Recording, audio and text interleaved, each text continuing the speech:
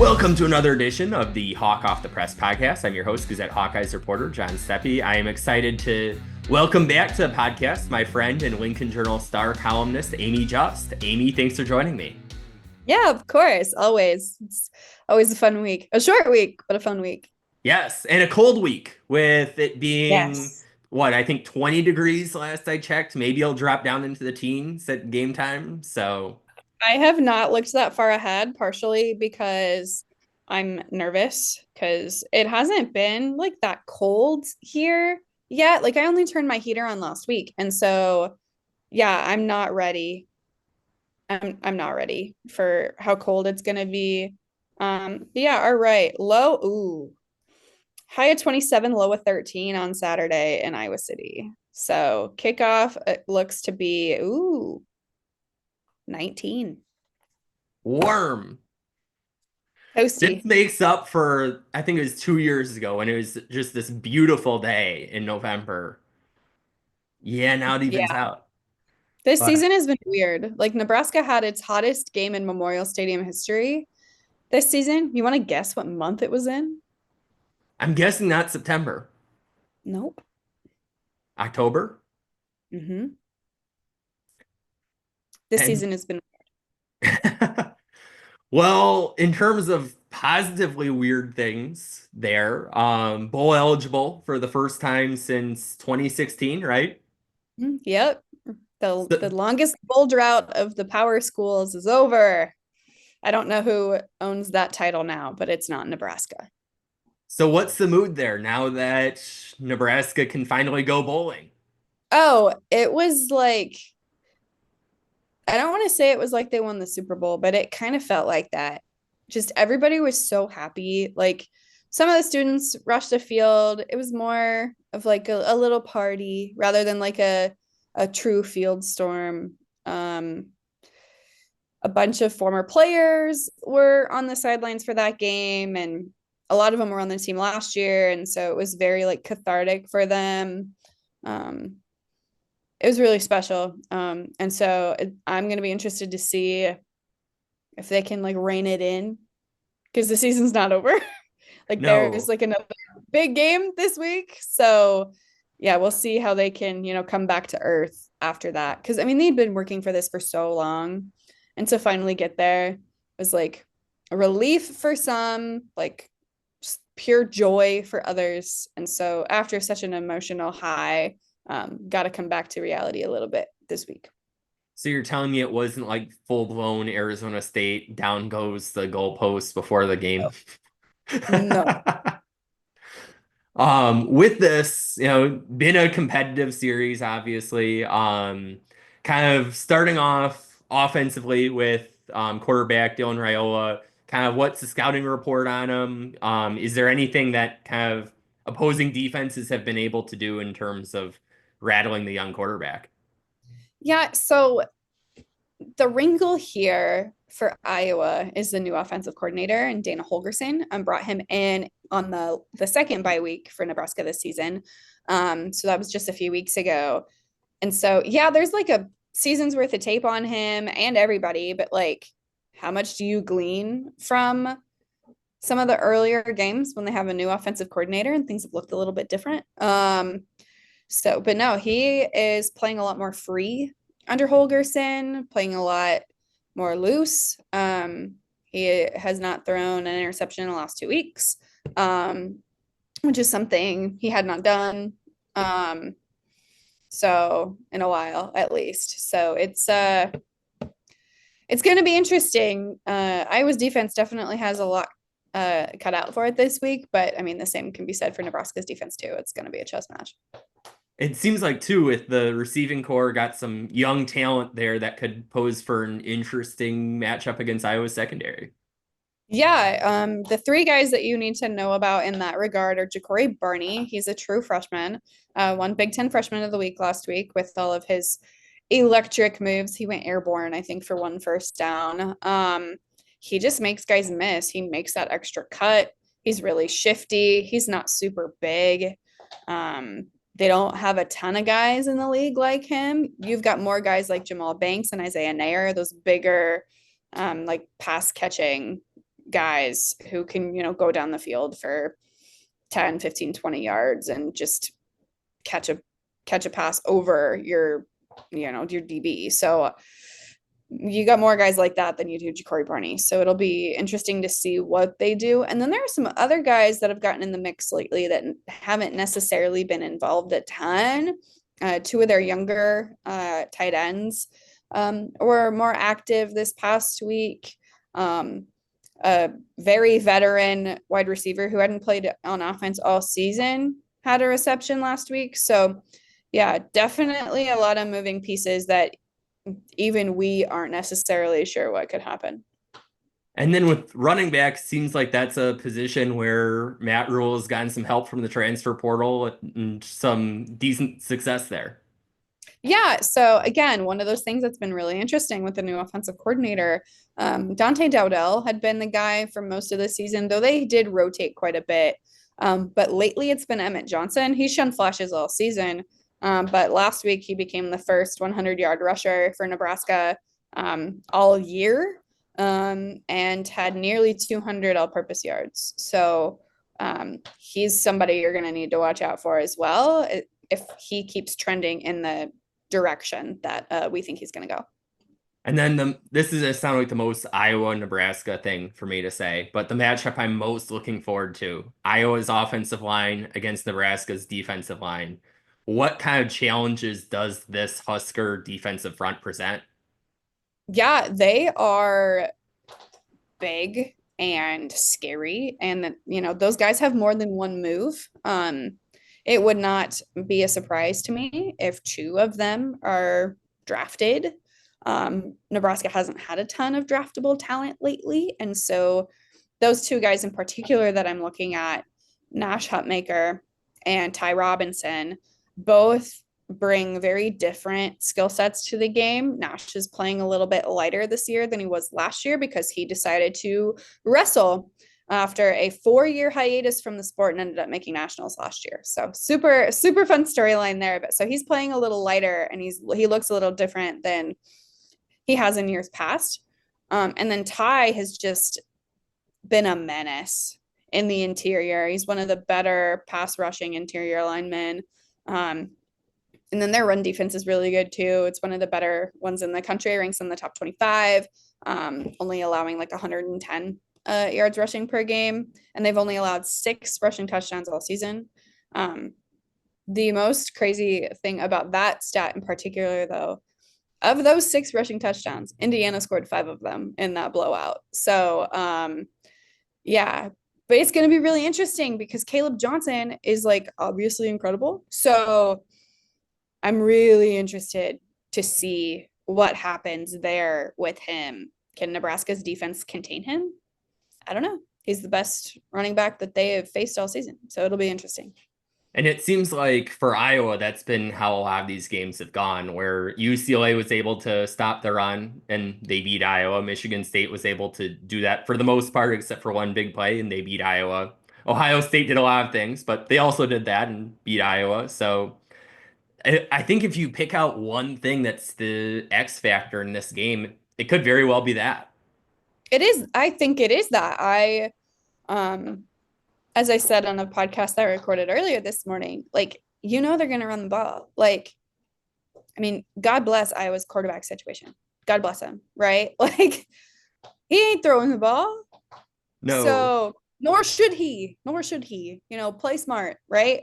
So, when someone's going to run the ball, sometimes it works out for you and sometimes it still doesn't because they're running the ball for a reason. So.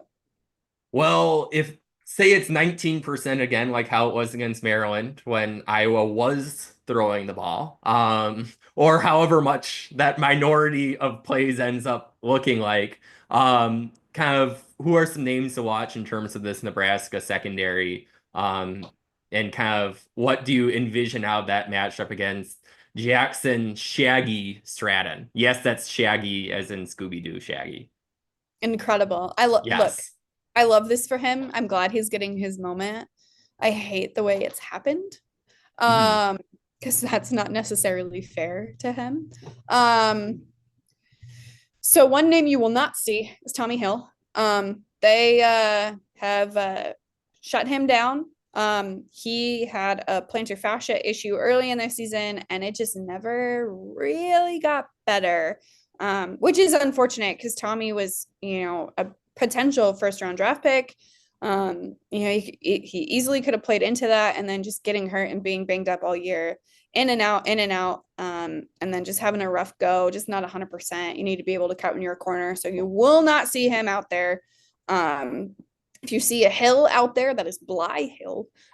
He also has been injured, got hurt in the spring game, and has kind of been, trending in the right direction here lately. Played quite a bit last week. But the two guys that have been balling out as of late, Sayer Wright, a USC transfer. In the USC game, he had a pick six and a blocked field goal. And then Deshaun Singleton, he had an interception last week. There's plenty of other guys in the secondary. Malcolm Hartzog's, he can be a bit of a menace back there.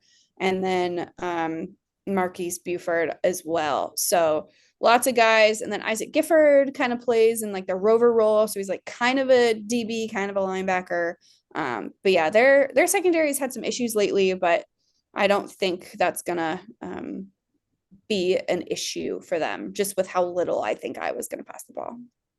And then it wouldn't truly be an Iowa podcast if I didn't ask about special teams. Seems Let's like, go. yes, the sickos will be so thrilled to hear this discussion. But it seems like, one or two special teams plays has often been the difference in this series. Kind of, what have you seen from Nebraska's special teams units this year?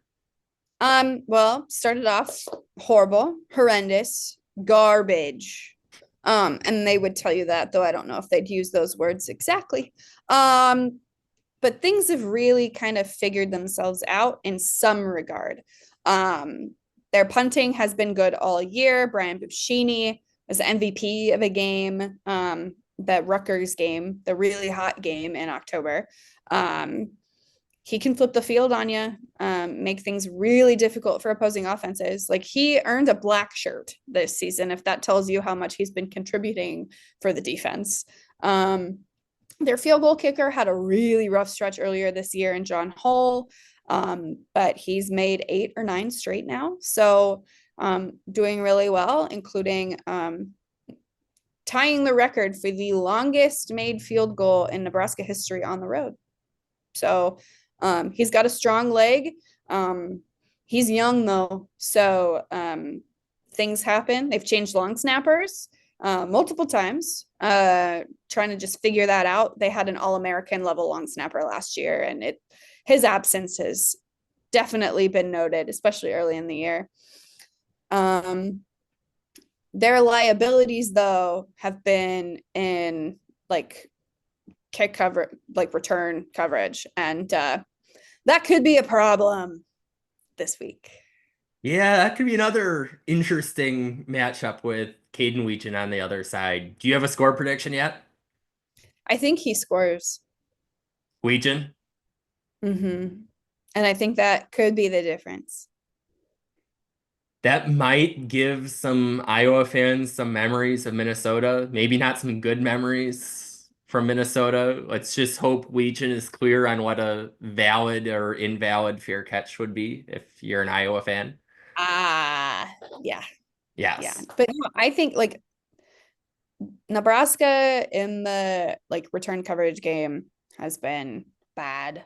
That's been their lasting liability. They've had issues with everything all season. They've had like a bajillion different kicks blocked. But that hasn't happened in a while. But yeah, that's the thing I'm most worried about, is if he breaks one loose. Do you have a score picked out? So I don't root for Nebraska. I root for myself. And what's best for me is a Nebraska win, because that would mean Nebraska would be in a better bowl game, and I would not probably go from Nebraska volleyball playing in the Final Four potentially on December 22nd to a bowl game on the like 26th. So I want Nebraska to win for my sanity. So that's what I'm going to pick. I'm But it's going going with, to be close. But nothing surprises me in this series. Nebraska should have won last year. They should have, and they didn't. And Iowa should have beat the ever living crap out of Nebraska 2 years ago, and they didn't. And so, who cares what the line is? Who cares what's supposed to happen? This game is always dumb and like the most Big Ten West ways. Um, rest in peace, Big Ten West. But what is dead may never die. So I truly believe we're gonna get some Big Ten West like insanity, dumb stuff on Friday. And no result would surprise me. I suppose a blowout would surprise me, but yeah, I think in either direction a blowout would surprise me. yeah. So I don't know. Like both team scoring defenses are ranked in the top like 30. Like I just don't foresee this being a high scoring track meet. I just, but whatever happens in this bloodbath, nothing would surprise me, truly. And it seems like whichever team wins probably has a much higher chance of spending December 31st in Tampa, Florida, and the other ends up at one of the lower tier ones down the list, quite possibly. Yeah, but Nebraska and Iowa fans both need to cheer for all four Big Ten playoff contenders to make the playoff. Yes. That like rarely are the two fan bases united in something, but they must be united in that. Because if Indiana somehow falls out, that moves Iowa and Nebraska down in the pecking order for bowl games. So y'all want Indiana and Penn State both to make the playoff, as well as Oregon and Ohio State. But I think they're both a lock at this point. But you want all four of them to make the playoff because it is better for you if that happens. Oh, yes. Never been so many Indiana fans west of the Mississippi River, perhaps. You know what? I love it. And it was fun to see in person this year, even though Indiana won 56-7. Yeah. That was awful.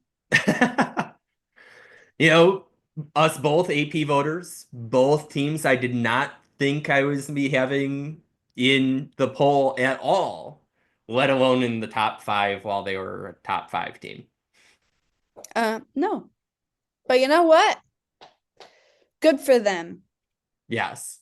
And I don't mean that in like a pedantic way. Like it is good for them. It's not good for everybody else because now there's more pressure on teams to win now as opposed to like taking the traditional building route. But 'tis college football. Yes. Well, Amie, thanks for joining me. Yeah, thanks for having me. And thanks to our listeners for tuning in to another episode. Until next time, we will talk Hawks later.